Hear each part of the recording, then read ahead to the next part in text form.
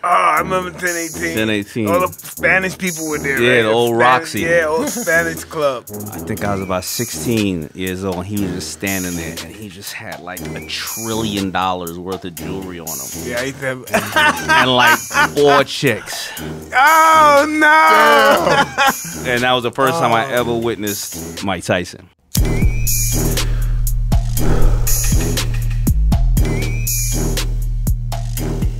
Dude, I was just watching you last night. Shark Tank, brother. Shark Tank? Oh, Shark that's Tank, off the baby. fucking hook. I'm a big fan. I love it. Good, man. We have a good time.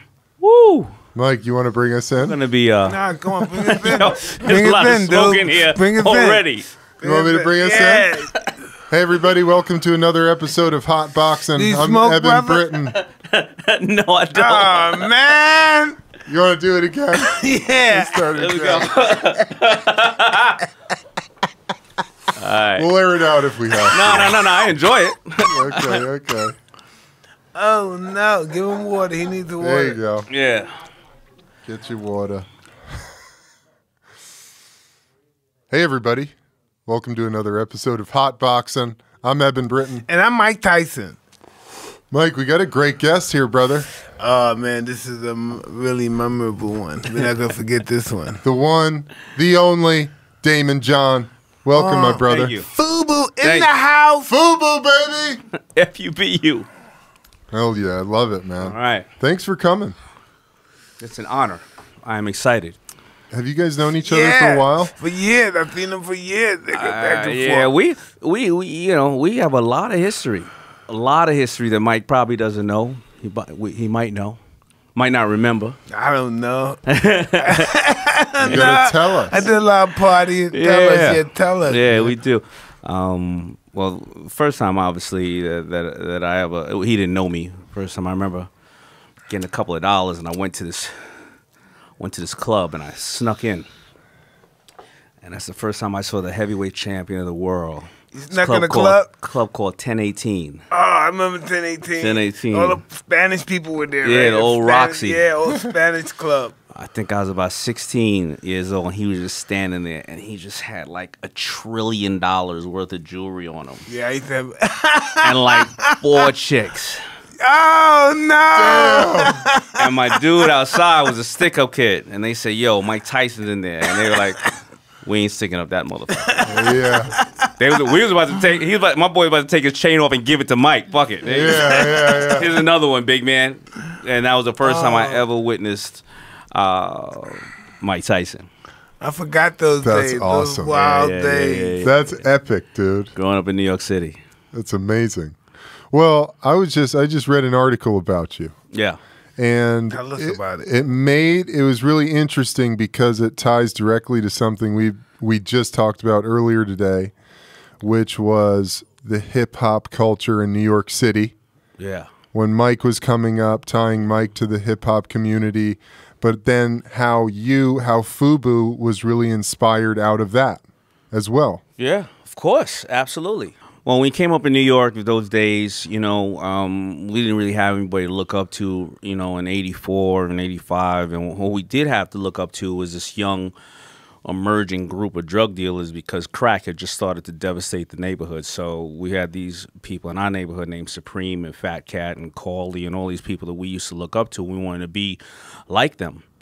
But on the flip side, thank God I grew up in Hollis, Queens, and they say something must be in the water, because the same exact time hip-hop started to hit Hollis, Queens, and instead of just having an envy Supreme team and all these guys, we started to look at people who all came from Hollis, Queens: Run DMC, LL Cool J, Salt and Pepper, Tribe Called Quest, Lost Boys, Ja Rule, Onyx, 50 Cent, and we started to see all these guys, and we started to say, wait a minute, we can make money doing something we love, and I don't have to go to jail.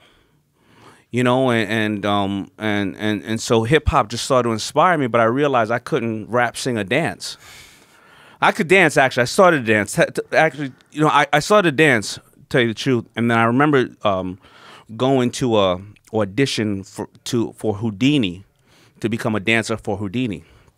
And they said, "Okay, I'll take you on tour." My mother said, "You ain't going on no tour. You're 16 years old." And then Jermaine Dupri, this kid out of Atlanta, took my position on that tour. We know Jermaine. Oh, wow. Right? But it's funny, I started being able to go on these tours in like '86, like just, a roadie. And all of my friends and I, if we didn't know how to rap, we all aspired to be something in that space. So one of my friends said, I'm going to be the best movie director. My other friend said, I'm going to be the best music executive. I said, I'm going to be in fashion because somebody got to dress all these people. And my other friend said, man, I'm still going to stay a drug dealer. But those friends that have been being Irv Gotti, Hype Williams. My other friend who says he's going to be the best drug dealer is still in jail, and Hype made the movie Belly about him. So we all ended up hitting what we wanted to be. Yeah. Good, bad, or indifferent. But it changed my life, and I was really just making the clothes so I could be the last person they kicked off the video set. Yeah. Because I just wanted to holler at all the video girls. And so when they about to come and kick me off, I'd be like, nah, yo, I'm about to dress the artist, man. I had the same stinking ass T-shirt talking about I'm going to dress the artist, so they didn't kick me off. How old were you? I was about 19 at that time. Wow, 19, 20 dude. at the time. That's amazing.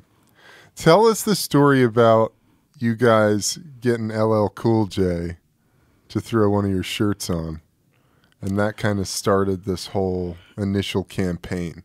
Yeah, so L lived in the neighborhood, and I think they were shooting the Hey Lover video or something like that around the neighborhood. But what I did at first was I only had a couple of shirts. So what I did at first is I used to make only 4Xs and 6Xs because I knew the big guys didn't have a lot of fashion at that time. Yeah. Right? And I knew that the big guys were going to wear a 6X and wear my style every day if they could, because now they had something fly to wear, and usually they were the bodyguards. Yeah. So I dressed as many of them as I could. And after L saw those things for a while, he started to get used to the product and was like, you know, he wasn't afraid of it. And I remember him trying to, he was about to come out here to shoot in the house. And I stood outside of his door for about 5-6 hours, and I begged him to wear it. And he said, you know what, I couldn't look at my community in the face if I didn't support you. So if you ever get anywhere, and you won't, you take care of me. And he took one shot when I was when he was leaving to California, and I thought I'd never see him again, because he's moving out of the neighborhood. And we took that picture and we just ran with it everywhere. That's crazy, dude. That's all she wrote. That's all she wrote. That's amazing. Yeah, it was good. Good time. No, it's awesome, dude. Mike, you know LL? Yeah, he's going to do the show. Oh, yeah, we got to have him. He's doing the podcast. We got to have him on. Yeah, he's going to do the podcast. Let me tell you, you want me to tell you another time I ran into Mike Tyson? Please. Let me know. Please. Mike was about to fight Lennox Lewis. And so we heard the best way to get in touch with Mike. We all knew people like Kadar and a lot of people that Mike made growing up with, and we was like, we got to get to Mike because I don't know if he just came home, but we just want to get a hold of him, and we called him Virginia, call him Cleveland, and we could never get to Mike because we wanted to dress him for the fight. And they were like, he also doesn't really wear logos on the trunks. I mean, he just comes in, the way he comes in. So we finally got a hold of Lennox Lewis. And he was our boy, and we dressed Lennox. Mike finds out we're dressing Lennox. I go to his house in Vegas. There's a big party, Mike Tyson party. Now, my bodyguard used to work with Mike. His name is Grim. We're at the house. Mike comes out, and there's a bunch of people around him. He's having a good time, and then he walks up to me, and he pokes me in my chest and put like a little hole in my chest. Oh, man. And he said, yo, why the fuck would you dress Lennox Lewis? He can't even sell pantyhose. I was like, yo, man, but Mike, we've been trying to get a hold of you. You want to do something? And he said, nah, I'm here to party. And he looked at me really funny for a second, and my bodyguard, who knew his crew, said, yo, let's get out of here. I was like, nah, all these girls. Let's get out of here. He's like, no, Mike's about to knock you the fuck out.